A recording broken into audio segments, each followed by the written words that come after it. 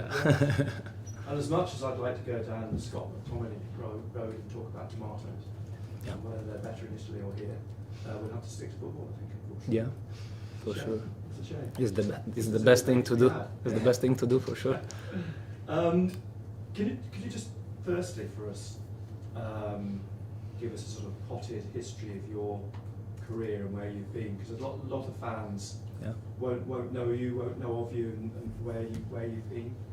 Yeah, I spent my career in Italy mostly. I was at Inter Milan, at Fiorentina. I spent a good season at AC Milan, winning a league, working most of the time with 2 or 3 managers, no more. And I spent the last season in Saudi Arabia. I worked for an Al team, and was the first step abroad for me. And when this part of my career finished, I felt that I want to move on the top of the football in the world. So trying to be in the Premier League was my goal, and Sunderland was the club that tried to appoint me, and I'm really happy to be here. And I'm hoping you don't think the weather here is as good as Saudi Arabia all the time, because it won't be.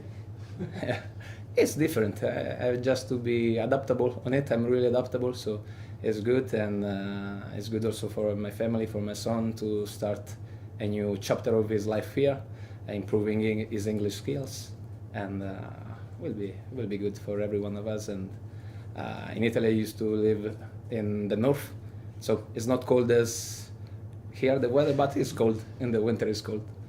But your son's obviously got a good teacher when it comes to English, because he speaks. He started to have a lesson in Italy 2 years ago. He's just 3 years old, so he's really young. But last year he went to the nursery, an English nursery in Riyadh, and so more or less his vocabulary is, I hope, enough good to start the nursery, the school here. How do you find the food in England? Because when Fabio Borini was here, Il Pirata. His mother used to send him food parcels. Yeah? Because he said the food here was good. No, good. The food is good here. I'm living literally a lot of my time of the day here at the training ground, so I can speak about the food at the training ground. And here is good. The players we are really lucky, and I hope to have more time, maybe during the international break, to go and taste some restaurants in the nearby. Good. There are a lot of good ones around here. Yeah. I will ask you for some suggestion. Yeah, we'll happily give you some. Yeah, as you say, you spent most of your career in Italy. How much did you know about Sunderland when they came knocking? I followed the times when Borini was here, because in Italy when a player moves abroad is a bit strange, because we are really bonded with our country, with the type of football, so it's really strange. So also with the last movements on the market, some Italian players came in Premier League. So I worked when Borini was here. I used to see the highlights when he scored during the celebration, and it was good. And I followed the Premier League for many years because I really like the type of football, the intensity, and it was for me really a goal in my career to come here and work in this league, and being part of this family, the Sunderland family, is really an honor. You've not been here very long. Has it been a slight culture shock? Have you found it comfortable? Are you sort of very relaxed about living here and working here? I think moving from Italy to Saudi Arabia was a good challenge, a good first step to move abroad, because I found a different environment. So moving here back to the Europe, no, there was the Brexit, so it's not Europe, but I can tell Europe, and it was less shocking, if I can tell like this. And there's for sure different culture, different style of play, different things, different management in many detail, but I'm comfortable with it. I came here because I want to put myself out of the comfort zone, and I'm really happy to live out of the comfort zone, and I'm happy here. Right, I'll ask you about football in just a second. I have to ask, does Alessandro try and speak to you in Italian? Sorry? Does Alessandro Bargerini tried to Yeah, yeah, yeah. Italian or Yeah, English. it's funny. It's really funny because sometimes we mix the two languages, and we start maybe a phrase in Italian and finish in English. But his Italian, I think, is better than my English. I have to improve. I am having a weekly lesson with my English teacher, and it's really good. So I'm trying to improve and to be at the highest level as I can. Alessandro's got a slight Yorkshire twang. I wonder if you'll pick up a Mackham Yeah. Can I ask you just briefly about Dan Ballard? Is there any news on how he is? Yeah, Ballard is having scan today, so we will know more information about it in the next few hours. Hopefully, we all hope that will be out for a short time because we need him and all the players with us. And in terms then of the game tomorrow night, is this a big opportunity for you to probably name a wholly different team than played at the weekend? Although there was perhaps a suggestion that Alderete might play just to get minutes, but are you basically looking at a whole new team tomorrow night? We respect every match we will face, so for sure tomorrow will be a good starting 11. And Regis is thinking about these things to the starting 11 the next few hours. He will decide for sure, but we will respect the cup because it's really important, and maybe some players will have some chances, and we will see which one will be his decision in the next hours. Because looking at the players that you've got in the squad now, you can field a very, very strong team. It's almost like you can field a team for the Premier League. Yeah. And you have another team that can play in the cups. That's the strength you've got on the bench. Yeah, there are many strategies on the table right now to mix or to having two teams or stuff like this, but for sure the gaffer will decide in the next hours because we didn't already decided yet. So I'm also like you, I'm waiting. Finally from me, the League Cup you've just said, the Cup is important, you respect the competition. Yeah. Absolutely. Do you see it as an important competition this season? Because the further you go, it does afford you the ability to give players more game time that perhaps are not heavily involved in the first team. I think every match is an opportunity for us to show our style of play, our commitment to the badge for our fans, and we want to go to the next chapter every time and try to improving our result and our football. And yes, for sure, we want to go to the next chapter, also in the cup, and we will try our best. Obviously, we can win, we can lose, but we will try for sure. Because of course, Fabio Borini scored in the League Cup final in 2014. Oh yeah. Yeah. I have to text him because I already coached him in AC Milan, so I know him. I have to ask some information. Excellent, thank you. Yeah.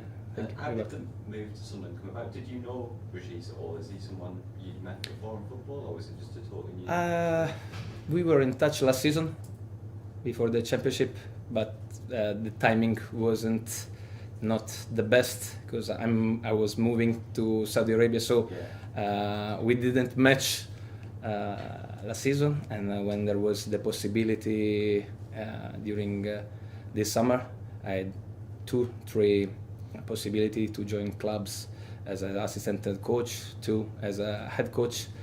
But when I felt the trust, Regis, all the leadership group, the sporting director, head of football, ownership, they had on me, it was easy for me to choose Sunderland because I felt that was the right choices, and they were pushing a lot to having me here, and I really push to let them happy with my job. So how did you first? I mean, Regis, you mentioned that you talked. We talk about season. So yeah. Did you meet him through football, your coaching course, or just? Common link in football, yeah, as I can say. So he was looking for someone talented as by his side. I don't know if I'm enough talented. I hope so. So I came here just in order to help him, the team, the club, to achieve the highest standard as I can. I'm young, but with a bit of experience in football, so I'm trying every day to learn and try to help. My job is just this one. Did you play when you were younger?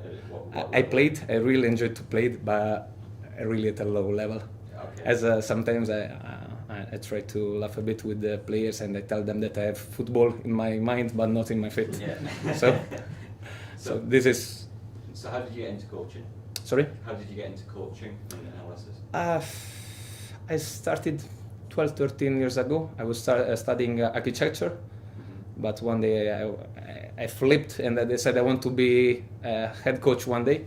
So I turned to sports science degree, and after I did all the UEFA license in Vulcano in Italy, and I was a bit good doing my job and lucky, because you need to be lucky in football for sure. And I met the right person, first of all Stefano Pioli, that gave me the chance to be at the highest level. He trusted me a lot, and he gave me the chance to show my skills, and really fantastic stages, because I was in Champions League next by his side, and now also thanks to another person and another club, I'm here in the Premier League. So what's best of this? So Stefano's gone back to Fiorentina. Yeah. This summer. Were you always minded that you wanted a new challenge? You wanted to try something different rather than maybe go back? Yeah. I felt that for my future, I want to improve my skills and first of all the language, because everyone think that Italian people are not really they didn't used to speak a good English. So I want to test myself on the big stage like the Premier League with my English, and so for me it's also a pleasure to be here and try to expose my English, also to let my English teacher be proud of me. Yeah. And yes, I want to test myself. I want what makes me alive in this job, and I want to try to push to go to the next level.